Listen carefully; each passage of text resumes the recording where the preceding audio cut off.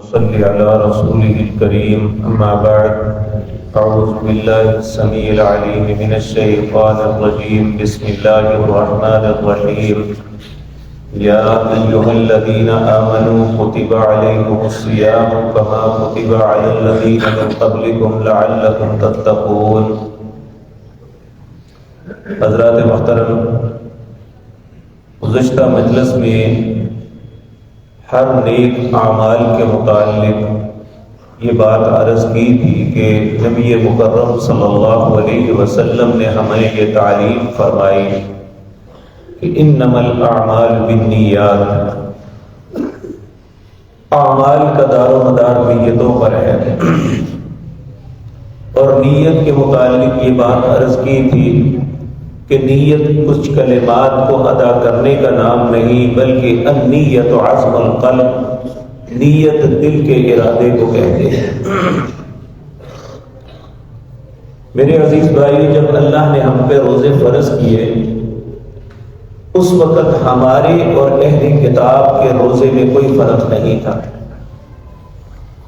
اس وقت یہ تھا، پہلے جب روزہ رسول اللہ صلی اللہ علیہ وسلم رکھتے تو شام کو افطار کرنے کے بعد جتنی دیر تک جاگتے وہ کھا سکتے تھے، جب سو جاتے تو اگلا روزہ شروع ہو جاتا۔ دو لوگ ہیں جن سے کچھ معاملہ ایسا بنا، ایک تو مزدور آدمی تھا، سارا دن مزدوری کی، آیا روزہ افطار کیا، ابھی کچھ کھایا پیا نہیں تو تھکاوٹ کی وجہ سے نیند آ گئی تو سو گیا۔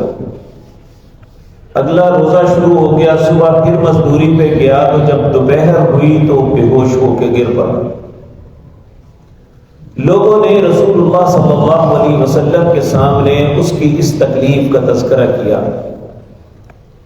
اسی طرح سیدنا عمر بن خطاب رضی اللہ تعالی عنہ جوان آدمی تھے، انہیں بھی ایک معاملہ ایسا ہوا کہ روزے کی رات کو انہوں نے اپنی بیوی سے تعلق قائم کر لیا، اور صبح نبی کریم کے پاس آ کے کہنے لگے یا رسول اللہ میں تو جل گیا، یعنی مجھ سے یہ غلطی ہو گئی، لیکن کسی نے اللہ کے حکم پہ اعتراض نہیں کیا تھا۔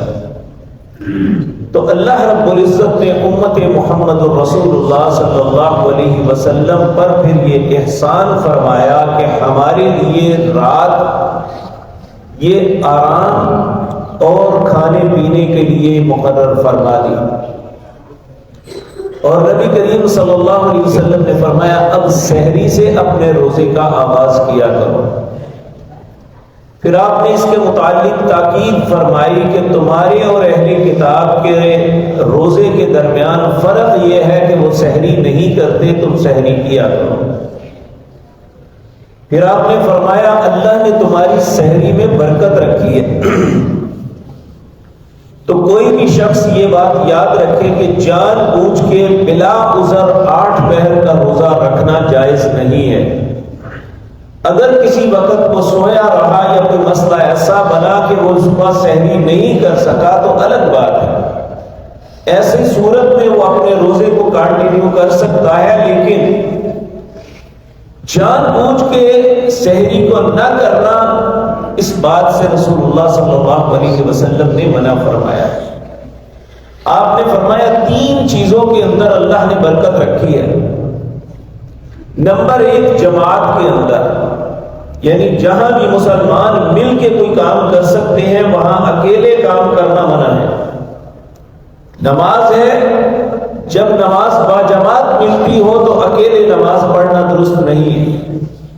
ایک تو آپ نے فرمایا اللہ نے جماعت میں برکت رکھی ہے، دوسرا آپ نے فرمایا سرید کھانے کے اندر اللہ نے برکت رکھی ہے۔ یہ ایک سالن تھا، روٹی کو شوربے کے اندر بھگو کے رکھ دیتے تو اسے کھاتے، آپ نے فرمایا سرید کے اندر اللہ نے برکت رکھی ہے۔ اور تیسرا فرمایا اللہ نے تمہاری سحری کے اندر برکت رکھی ہے۔ تو نبی کریم صلی اللہ علیہ وسلم نے فرمایا ان اللہ وملائکتہ یصلون، اللہ اور اس کے فرشتے درود بھیجتے ہیں ان پر جو سحری سے اپنے روزے کا آغاز کرتے ہیں۔ اللہ کا درود بھیجنا کیا ہے؟ اللہ ان پہ اپنی رحمتوں کو نازل فرماتے ہیں۔ فرشتوں کا درود بھیجنا کیا ہے؟ فرشتے ان کے لیے دعائے رحمت کرتے ہیں۔ تو اس لیے بعض لوگ رات کو سو جاتے ہیں، رات کو کھانا کھایا، صبح اٹھے ہی نہ، یہ طریقہ کار درست نہیں ہے۔ رسول اللہ صلی اللہ علیہ وسلم نے فرمایا چاہے ایک گھونٹ پانی پی کے سحری کا آغاز کرو، لیکن یہ نہیں ہونا چاہیے کہ جان بوجھ کے بندہ سحری ہی نہ کرے۔ اب ایک گھونٹ پانی پینا کوئی مشکل نہیں، اس میں کوئی شک نہیں کہ بعض اوقات رات کو لیٹ نائٹ انسان کھاتا ہے، اس کا دل نہیں چاہتا کچھ بھی کھانے کا، تو ہمارے عمومی طور پہ ہوتا ہے چائے پیتے ہیں یا لسی پیتے ہیں یا اس طرح کی کوئی چیز، چند گھونٹ اگر پی لے تو وہ بھی اس کی سحری کے لیے کافی ہوتا ہے۔ اور ایک آپ نے فرمایا کہ اللہ نے سحری میں کے لیے کھجور میں بڑی برکت رکھی ہے، اور یہ سنت سمجھ کے برکت سمجھ کے کھانے کے بعد اگر ایک کھجور کھا لی جائے یہ رسول اللہ صلی اللہ علیہ وسلم کی برکت کا سبب بن جاتا ہے۔ تو ہمیں کوشش کرنی چاہیے۔ آپ دیکھیں ایک مرتبہ کی بات ہے، حضرت عبداللہ بن عمر رضی اللہ تعالی عنہ یہ مدینہ منورہ سے مکہ کی طرف سفر کر رہے تھے۔ ایک جگہ آپ تھوڑا سا ایسے جھک کے چلے، لوگوں کو بڑا تعجب ہوا، نہ کوئی پودا ہے نہ کوئی ادھر اٹکنے کی چیز ہے، آپ ایسے کیوں ہوئے؟ لوگوں نے پوچھا عبداللہ آپ نے ایسا کیوں کیا؟ کہنے لگی یہاں ایک درخت تھا، یہاں سے رسول اللہ صلی اللہ علیہ وسلم گزرتے ہوئے آپ نے اپنا سر مبارک جھکا کے یہاں سے گزرے تھے، تو میں صرف اس لیے سر جھکایا ہے کہ چونکہ رسول اللہ نے ایسا کیا تھا صلی اللہ علیہ وسلم، حالانکہ بات ایسی کوئی نہیں تھی، لیکن اتنا شوق تھا رسول اللہ کے طریقے کو اپنانے کا صلی اللہ علیہ وسلم۔ اسی طرح آپ ہی کے ایک واقعہ آتا ہے کہ آپ چلتے چلتے ایک جگہ بیٹھے، جس طرح انسان پیشاب کے لیے بیٹھتا ہے، حالانکہ آپ نے رفع حاجت نہیں کی، لیکن بیٹھ کے اسی طرح اٹھے اور چل پڑے۔ یہاں بھی لوگوں نے پوچھا آپ نے ایسا کیوں کیا؟ کہنے لگے اس جگہ رسول اللہ صلی اللہ علیہ وسلم نے بیٹھ کے پیشاب فرمایا تھا۔ تو آپ کی نقل کرنا، آپ کے طریقے کو اپنانا، یہ صحابہ کرام رضوان اللہ علیہ مجمعین کا طریقہ۔ اس لیے اگر ہم چھوٹی سی یہ کام کر لیں کہ رسول اللہ کا حکم ہے کہ اللہ نے کھجور سحری کے اندر برکت کے لیے رکھی ہے، بے شک ایک کھجور بندہ چبا لے تو اس سے انسان کو رسول اللہ کے طریقے کو اپنانے کا ثواب مل جائے گا۔ اور سحری کے متعلق یہ بات یاد رکھیں، نبی کریم صلی اللہ علیہ وسلم نے فرمایا میری امت اس وقت تک خیر پہ رہے گی جب تک یہ سحری آخری وقت پہ، یعنی اذان کے تھوڑی دیر پہلے کرے گی۔ ایک صحابی کہتے ہیں عرباض بن ساریہ رضی اللہ تعالی عنہ کہ میں سحری کر کے بڑی تیزی کے ساتھ جاتا کہ رسول اللہ کے ساتھ جماعت کو مل جاؤں۔ تو سحری بہت ارلی کرنا یہ درست عمل نہیں ہے۔ آپ نے فرمایا میری امت اس وقت تک خیر پہ رہے گی جب تک سحری کو آخری وقت۔ رسول اللہ کے زمانے میں 2 اذانیں ہوا کرتی تھیں، ایک اذان فجر کی اذان سے پہلے ہوتی، وہ سیدنا بلال دیتے، دوسری اذان سیدنا عبداللہ بن ام مکتوم دیتے۔ جب آپ نے فرمایا جب بلال اذان کہے تو اس وقت کھاتے رہا کرو، لیکن جب عبداللہ بن ام مکتوم کی آواز سنو تو وہ نابینے ہیں، جب صبح ہوتی ہے لوگ انہیں کہتے ہیں کہ صبح ہو گئی، یعنی سحری کا وقت ختم ہو گیا تو وہ اذان کہتے ہیں۔ اب اگر خدا نخواستہ کسی وقت ایسا معاملہ ہوتا ہے کہ انسان صبح اٹھا، اس پہ غسل واجب تھا کسی بھی طریقے سے، تو اگر وہ غسل کرے تو سحری ختم چلی جاتی ہے، تو اگر سحری کرے تو پھر غسل کا کیا ہوگا؟ تو نبی کریم صلی اللہ علیہ وسلم نے فرمایا اسے چاہیے کہ وضو کر کے اپنا کھانا تناول کرے، سحری کرے اس کے بعد غسل کر کے نماز پڑھ لے۔ تو یہ بات ذہن میں رکھے۔ اسی طرح آج کل سوشل میڈیا پہ یا ٹیلی ویژن پہ جو اسکالرز بیٹھتے ہیں ان میں یہ بڑی وجہ نزاع بنی ہوئی ہے۔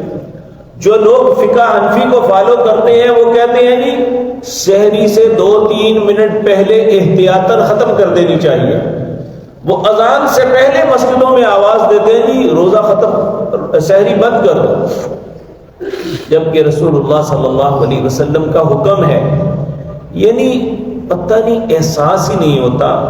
ایک بندہ سامنے بیٹھ کے رسول اللہ کا فرمان پڑھ رہا ہے، وہ کہتے ہیں نہیں ہماری فقہ میں جائز نہیں ہے، جبکہ سیدنا امام ابو حنیفہ رحمۃ اللہ علیہ نے لوگوں کو حکماً یہ بات کہی تھی کعبۃ اللہ کا غلاف پکڑ کے، اترکوا قولی بخبر رسول اللہ صلی اللہ علیہ وسلم، میری بات کو اس وقت چھوڑ دینا جب رسول اللہ کا فرمان آ جائے۔ لیکن ہم اتنے ڈھیٹ ہیں کہ رسول اللہ کا فرمان آ بھی جائے تو اپنے مسلک کو، اپنے طریقے کو نہیں چھوڑتے۔ رسول اللہ صلی اللہ علیہ وسلم نے فرمایا جب تم اپنا برتن اٹھا لو اذان کی آواز آ جائے تو تم نے چھوڑنا نہیں بلکہ اپنی حاجت کو پورا کرنا ہے۔ تو اگر جان بوجھ کے ایسا روزانہ نہیں کرنا چاہیے، لیکن اگر کسی وقت انسان اپنا کھانا تناول کر رہا ہے یا لسی یا چائے کا برتن اٹھا چکا ہے وہ پی رہا ہے، اذان کی آواز آ جاتی ہے تو اسے فوراً ترک نہیں کرنا چاہیے بلکہ اپنی حاجت کو پورا کرنا چاہیے۔ یہ رسول اللہ صلی اللہ علیہ وسلم کا فرمان ہے۔ یہ سحری کے مسائل تھے، اس لیے انہیں ہمیں ذہن میں رکھنا چاہیے۔ اللہ رب العزت اس برکت والی چیز کو اپنانے کی توفیق عطا فرمائے، اور اللہ رب العزت ہم سب کو رسول اللہ صلی اللہ علیہ وسلم کے طریقے کے مطابق اپنے روزے کی آغاز کی توفیق بخشے۔ اقول قولی ھذا واستغفر اللہ لی ولکم۔